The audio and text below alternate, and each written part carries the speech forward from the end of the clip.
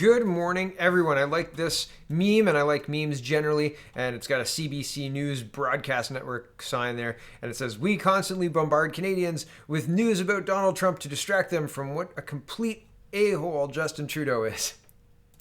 Right, that's funny, right? That would be acceptable from, like, an edgy comedy thing, right? That's kind of funny, right?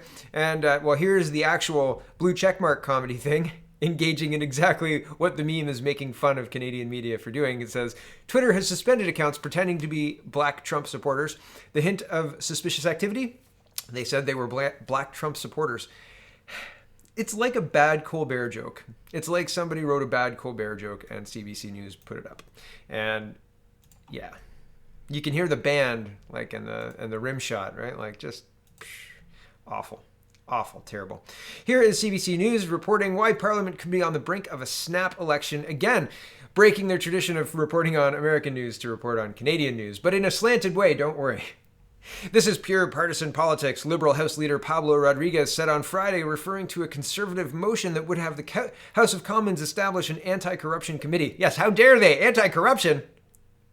It shouldn't surprise Rodriguez, an MP with more than a decade of experience in Ottawa, to find partisan politics going on around him. As gambling is to a casino, partisanship is to Parliament. It's the reason people are there. I don't think so. I disagree with that premise, CBC. The reason they're there is to govern and to put forward the will of the people. That's why they're there. Back to this. So the operative question isn't who is doing politics here, it's who will end up doing the politics better, or at least less badly. And in this case, the politics come with the tantalizing possibility of a snap election. Tantalizing possibility of a snap election. Now, in other places where they've had a snap election, BC's in the middle of an election right now, and it's going as expected.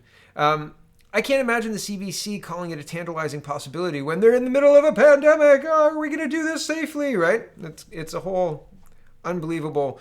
I'm sure that it wouldn't be a tantalizing opportunity if it was more real than this speculative article. But maybe Trudeau, maybe he wants to go to the polls. Maybe he thinks he can get his majority and kill this wee thing altogether. Back to this. Right now, Liberal MPs are filibustering two House committees over disputes about how to proceed with inquiries into the government's affairs. As a result, the Conservatives now might ask the House on Tuesday to establish the aforementioned anti-corruption committee. This committee would pursue several questions the Conservatives have about the government's handling of the pandemic-related programs, including the We Charity affair and allegations that the husband of Trudeau's chief of staff lobbied the government about one program. It also would demand disclosure of any internal government correspondence about the government's decision to prorogue Parliament. One of the other demands for documents in the Conservative motion, covering 12 years of records from the private agency that handled public speaking appearances by Trudeau, his wife, mother, and brother, mirrors an order that was passed by the House committee this summer. So this order was passed, okay, but the previous order expired when Trudeau had Parliament prorogued. There's also an active dispute over whether government officials went too far in redacting information from documents that have been turned over already. If the Liberals had a majority in the House, the new Conservative motion would be doomed. They don't, of course, and if the Conservatives are joined by the Bloc Québécois and the NDP in voting in favor, the motion will pass and the creatively named committee will be established. So essentially, the Conservatives want the government to hand over the papers that were demanded and passed in the summer before everything got prorogued, and they want them unredacted, which is a fight in and of itself, right? Like, okay, you want the documents? Here are the documents. They're full of black lines, but here they are, right? And that was a fight just to get them. Now that you've got them, now you want the black lines removed? Oh, wow, that's a whole other fight, right? And they're willing to go to the polls to do it, it looks like. Well, according to these guys, right? And the Conservatives, along with the Bloc and the NDP, could hold them accountable, but will they? I don't know. And even if they all vote for well, at this point, they're filibustering the vote. They won't even give it a vote because they're worried that they could lose. So here's a Liberal MP, Greg Fergus, has confirmed the cover-up will continue at committees. There must be something in these documents they don't want Canadians to see. Do you think here's 30 seconds of one of the Liberal MPs who is actively filibustering even a vote? Filibustering means wasting time in order to make it so that the committee just goes away and stops asking for whatever it is they're asking for. And I want to mention as well, just going back to going back to this, if the Conservatives pull these requests from the committees that they're currently, the Ethics Committee and the Finance Committee, if they pull these requests from those committees in order to focus on COVID, they lost. They lost. Establishing this committee, they're setting this up as establishing this committee as a win. They lost. This is a big red Toro, and if the Conservatives fall for it, right, the Liberals win, because it moves the committee out of the necessary governance stuff and into a side committee that can basically be ignored. And is it going to be confidence? No, it's just a side committee, right? This is the stuff of governance, right? And moving it out of these committees that they're trying to keep them in right now would be a win for the Liberals, a loss for everyone else, and they will not get accountability. And it looks like the Liberals are willing to go to the polls to keep this stuff secret, right? Like, really, that's what I think. Okay, here it is. All right, Greg, Fergus, let me just ask you that. What happens if the Ethics Committee meets again next week? Your colleagues have been ragging the puck, to use the Canadian expression, on whether to put forward or to vote on this motion. Will that continue? Well, I think it will continue until the House leaders come to an agreement as to how we should move forward. And I would encourage my colleagues to impress upon their House leaders to find a way that we can get to the pressing matters at hand that are important to Canadians, such as dealing with the pandemic and, of course, economic fallout. Right, great. Because of the pandemic, Justin Trudeau reallocated $1 billion from summer jobs to his buddies at We Charity, and We Charity paid his mother and brother $500,000. And now that we want to have the information about that, you want to get back to the important duties of governing about the pandemic. You guys understand the pandemic led to this debacle. The Liberals created the debacle. And now that we want to find out exactly how deep this debacle goes, you want to get back to the important issues of governing? Get bent. Give us the documents, right? And honestly, they're going to lose. I think that they're going to lose. I think they're going to run right through. They're going to say, yeah, we established the anti-corruption committee, and they're going to see this as a win. It's not a win. The Liberals are staking out ground and making a battle for absolutely everything. They are making them wait for the ethics commissioner definition of family in order to refer to Justin Trudeau's mother. By birth. They're related by birth. You don't need the ethics commissioner to confirm that. Here's Charlie Angus. Charlie Angus, I believe this is Charlie Angus. He propped up this government. You can't vote confidence in a government and then say, I can't believe you're keeping these documents from us. Please, you have to be open and blah, blah, blah. No, you say open, you give us the documents or we're not going to vote for you. We're not going to vote confidence because we don't have confidence that what you're doing is right. Here's Charlie Angus, I think.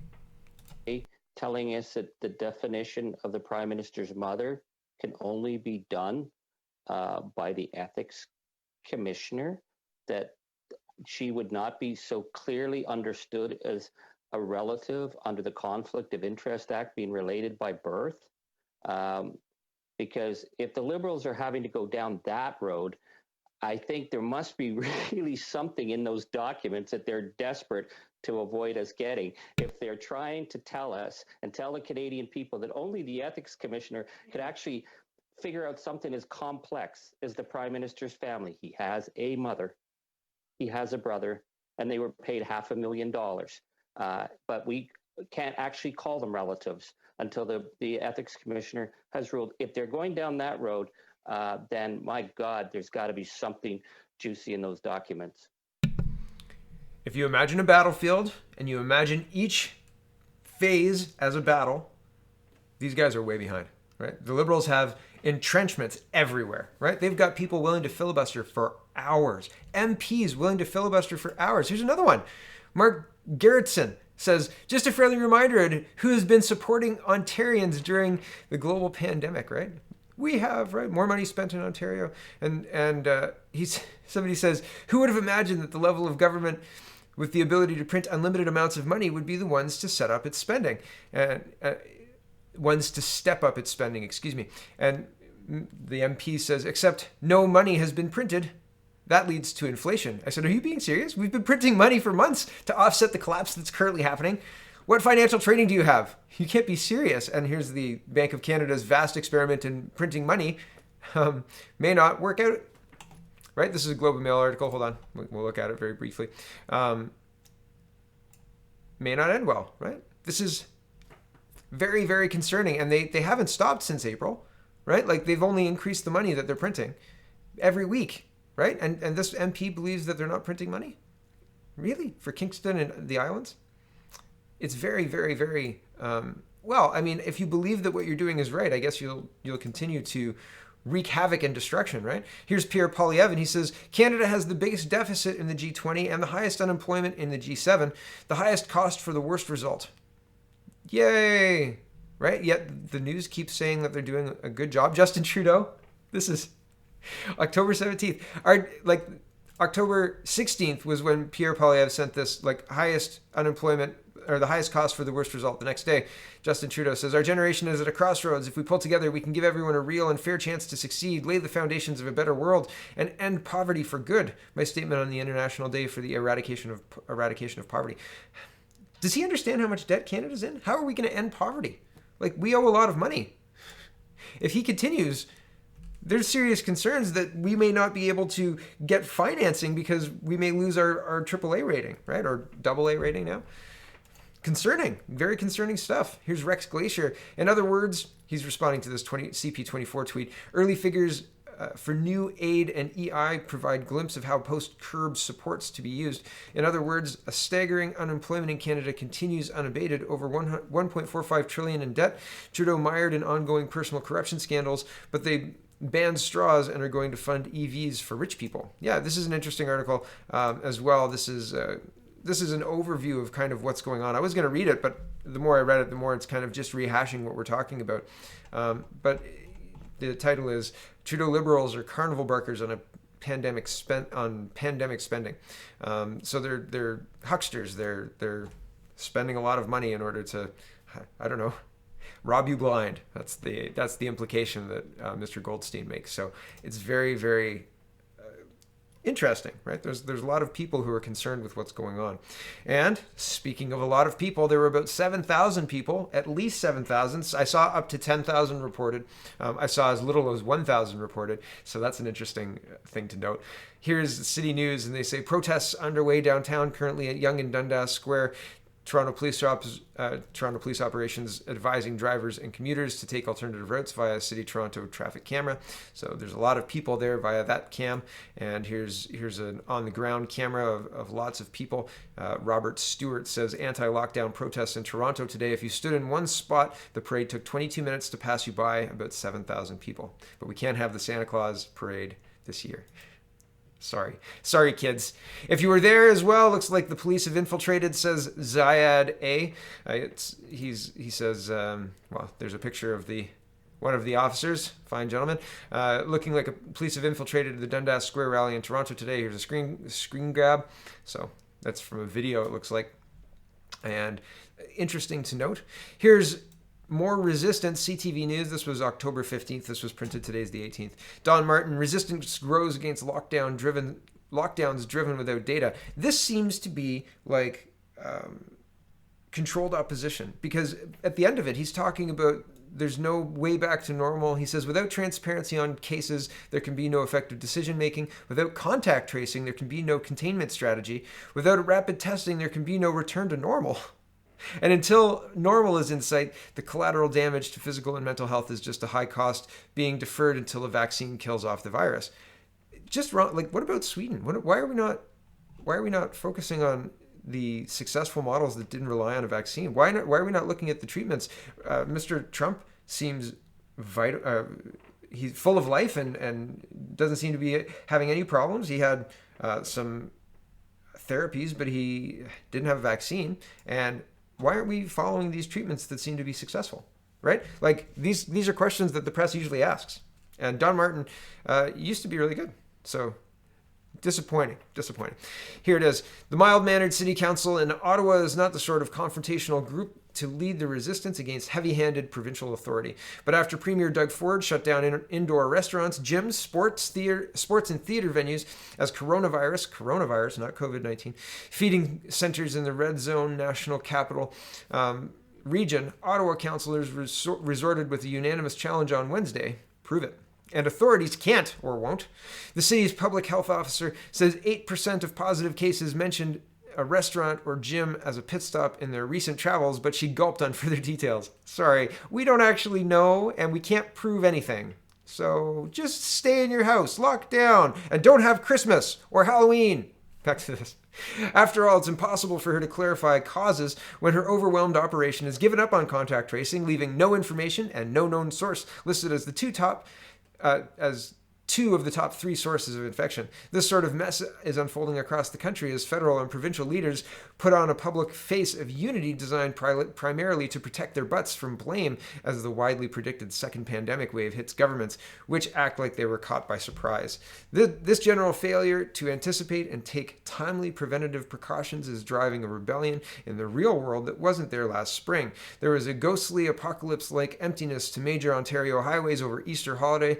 Last weekend saw normal holiday traffic jams as Canadians flipped the Thanksgiving bird at Prime Minister Justin Trudeau's declaration that family get-togethers had to be cancelled to try and save Christmas. Yeah, Canada doesn't work by declaration, Mr. Trudeau. You can go on TV and make a declaration, and that has about as much say as the King of England declaring, I don't know, whatever he wants to declare in England. Zip. Nothing, right? In fact, yeah, nothing. Nothing. It wouldn't do anything. Maybe the King of England would have more of a sway, but I'm sure as many people would listen to him as listen to you on that TV day. So whatever.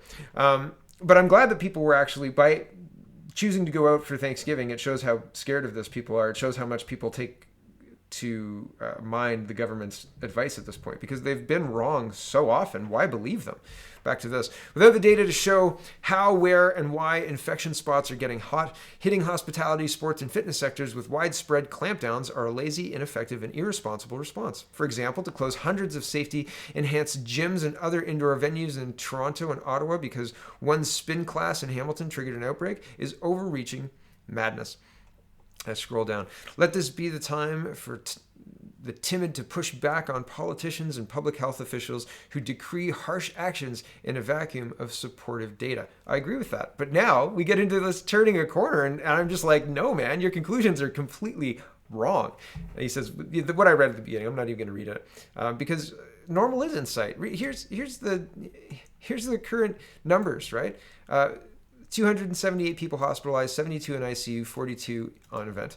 And here's the cases, right? Oh no, look at all those scary cases, 700 cases. But the deaths are not nearly as high, 10, 7, 9, right? And the deaths in May were 55, 84 was the height, or 87 maybe was the height, 86 was the height. And the cases then were 411, 412. The data does not at all back up Mr. Martin's conclusions. And I wish that people would base some of their reporting in real world data, right? And hold the politicians accountable. Because, yeah, it's not appropriate for the mayor, the provincial representative, and the federal representative in a city to totally agree, because they have different viewpoints and represent different interests. And so you would think they would have different motivations pushing and pulling them. To have everybody sitting there kumbaya saying, oh, we're doing everything we can. Let's kill more people with free opium. Morons. Seriously. Honestly. Gets me so angry. Here's Jason Kenney. I still don't know what to make of Jason Kenney. Another wave of restrictions or constant opening and shutting could be devastating. To protect lives and livelihoods, it is essential that Albertans exercise personal responsibility rather than having the government micromanage people's lives. Yeah, but I still don't trust him. So I don't know what to make of him there. We'll see, I suppose. What happened to the flu? COVID-19 is so deadly it's killing the flu, right? Here's Fox News. 2019 flu cases, week 40 to 41, 1,251. 2020, week 40 to 41, 61. The other day I was reporting on that flu chart that's had no flu. Here's Kyle Lamb, and he did a deeper dive into where the flu has gone. He says 98%. What if I told you that confirmed flu surveillance across the world has dropped year over year by 98% since April? That's the deep dive story with data, graphs, and charts showing how the world's most consistent nemesis has almost completely vanished. Where did it go? Where did it go? We began hearing reports back in May, says Kyle, that the flu was nowhere to be seen in the southern hemisphere, which was the start of when when cases usually peak. I theorized as early as June and July that perhaps COVID was keeping the flu away. Though just a theory I floated at the time, probably earlier and more consistently than most, it's one that now shares some scientific backing. Check out this study published September 4th in The Lancet that corroborates the theory with some precedent, and you can check that out. Of course, there are other theories as to the disappearing act. One is sinister. Some say the flu never left, but cases are showing up as COVID. I'm not here to advance that, but it's out there. Others say masks and mitigation stopped it. I will show that to be silly. Before we go further, here's the bottom line. Using the WHO FluNet database from the Global Influenza Surveillance and Response System, GISRS, I've aggregated all flu cases by week from 2019 by WHO transmission zone. There are 18 of them, and also for 2020. For WHO surveillance weeks beginning with a Monday and end on a Sunday, with splitting 14 zones into the northern hemisphere, 4 into the southern hemisphere. Here's what we get for comparison for the first 8 weeks since week 10 and since week 15. 97.9% decrease since week 15. And I'm just going to leave it there. And I'm not going to go through the numbers with you because that's just a little outside of the scope. It sounds like baseball statistics at some point, right? So you can check that out if you're interested. But that's interesting, right? Here's tens of thousands of passengers take connecting flights after arriving in Canada from an international destination before quarantine begins, Global News has learned. Everybody knew about this, right? There's connecting flights. Everybody knew about this. People land in Canada and then transfer a flight in an airport and take off to, another airport or whatever you have to go in Toronto or all of the major airports, right? This is happening. This is widespread. They knew about this. And everybody's scratching their head. Oh, I don't know where contact tracing, blah, blah, blah. We can't get back to normal. Yeah, just keep using the airlines. The funny thing is not that I think that we should stop using the airlines. The funny thing is the obvious contradiction and the fact that more people don't call it out, right? Like it's like pretending a mask is good, right? Like if underwear don't stop a fart, a cloth mask isn't going to do anything for you. I'm sorry. I'm sorry. It's just not going to happen.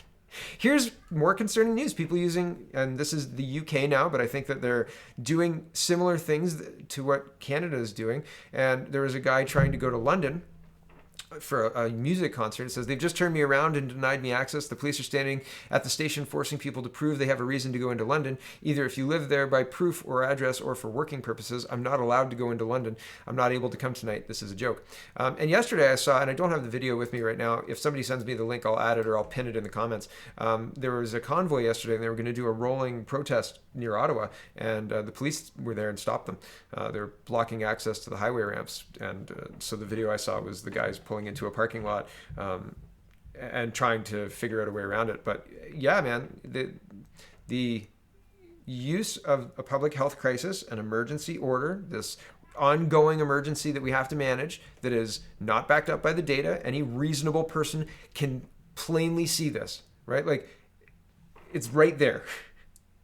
But they're using this to crack down on people's freedoms. Freedom of movement, freedom of choice, right? Very interesting. It's very, very concerning because, well, this doesn't end well. Like this isn't a road that just, they say, okay, emergency's over. We've got it solved. Climate change is done, right? Like they've got a lot invested in this. There's a lot of invested in the new policies. It's a whole shadow economy, right? Like the policies and the compliance checks and all of it. It's a huge, they're looking at it as a job creator, right? It's the same as the PPE, right? Mandate masks and then create jobs making PPE for people who have to wear it, and not thinking like people are cutting off their intake, right? This is your intake. Don't cover it up. Man, it's so crazy. Here's a wild little bit of information, right? Joe Biden's campaign chief was also advising the Justin Trudeau's Liberals, the more you know, right? Joe Biden's new campaign chief has Liberal connections that could pay dividends, they say. Ooh, could be valuable. Here's Joe Biden and his drive-in size teleprompter, right? Yeah, wild, isn't it? There he is. It's a honking It's a honking rally, so I'm just going to keep the sound down. But man, honk, honk, honk. And there's nobody there. Like, there's 20 people there. I said, show me a comparable Biden rally. Somebody said, oh, Trump's so terrible. I said, show me a comparable Biden rally. And they said, oh, we don't need rallies. We don't need rallies. Okay, that's not the point. Wall Street Journal. Yesterday, I was reporting on China's very thinly veiled threat and Justin Trudeau's inaction. And Aaron O'Toole said, we should expel him if he doesn't apologize. China's threatening everybody. It seems the Wall Street Journal says China warns U.S. it may detain Americans in response to the prosecution of Chinese scholars. So yeah, China is acting out. I guess they're letting people know they're not happy. Right? They're going to do something, right? Those 300,000 Canadians in Hong Kong, if you guys don't listen, right? So says the ambassador the other day, and now we'll detain Americans in response to these prosecutions. It's very interesting to watch because up until now, well, there's been, I guess it's been kind of quiet from China. They've been hammered by Trump. And the trade war is trying to get the Chinese have been trying to get a trade agreement in place. And as soon as the trade agreement was in place, then kind of everything went sideways. It's very interesting. All of it's really interesting. And we live in interesting times. So that's a blessing and a curse, right? Because the uncertainty is not great. So who knows? Who knows what will happen after November 3rd, right? Because that's only a few weeks away, the American election. And do you remember this time in 2016? Every other news story was about the American election and how Hillary Clinton was going to, break records and blah, blah, blah. And now it's like they almost want you to forget that there's an election. They almost don't want you to think about it. Don't worry about the election. And I mean, Trump's doing rallies and stuff, but Biden's nowhere to be seen. Harris is canceling events. It's very interesting. I don't know not that I don't know what to make of all of it. There's obviously lots going on. And people who are vying for power are putting their rhetoric on the internet. People are using all sorts of algorithms to argue their point on Twitter and on all sorts of Facebook, etc. Facebook and Twitter themselves are getting into the censorship game, right? So bots and big media companies and conglomerate companies and international, I can't remember the word now. International companies, that's the best word for now, are getting in on it too, right? And to the point where, at what point is it election interference, right? At what point is it like obviously election interference to continue with things the way they are in a public square that's so broken, where you can program thousands of bots or purchase thousands of bots, purchase click farms, and these things are all products of capitalism. So, I mean, should you be able to use them? Well, should you be able to use them in the context of how they're being used currently? Could that be regulated? Could you even start to regulate that? Like put some people in jail for it? Maybe then you start to see the tide turn. But until now, it's kind of the Wild West, and you can pretty much do what you want. It's the modern version of bussing people in, right? Like to make that crowd amplified, to whip up that frenzy. A Twitter mob is just as effective as a real mob, right? And the real mob is actually active. You can point to them and say, the Antifa in Portland or the Antifa in New York or wherever, the violence at Washington State. There's all sorts of places, the chop zones, right? Like you can say, like, this is manifest in real life too. So it's very interesting to see how this is all shaping up and if there's even going to be a fix, because not to say that Trump promised that, and I don't know that even a president can promise that, because there's checks and balances on that power too, right? So how do you fix something? How do you fix a genie that's out of the bottle, right? And I don't have the answer. Trump is the person with the plan currently that seems to be running, and we'll find out how that works out on November 3rd, I think, and maybe shortly after that. But yeah, I don't know. It's going to be fun to watch. Thanks for watching, everybody. Check out CanadaPoly.com, check out CanadaReport.co, and check out SpeakingMoistly.co, and have a wonderful, wonderful day.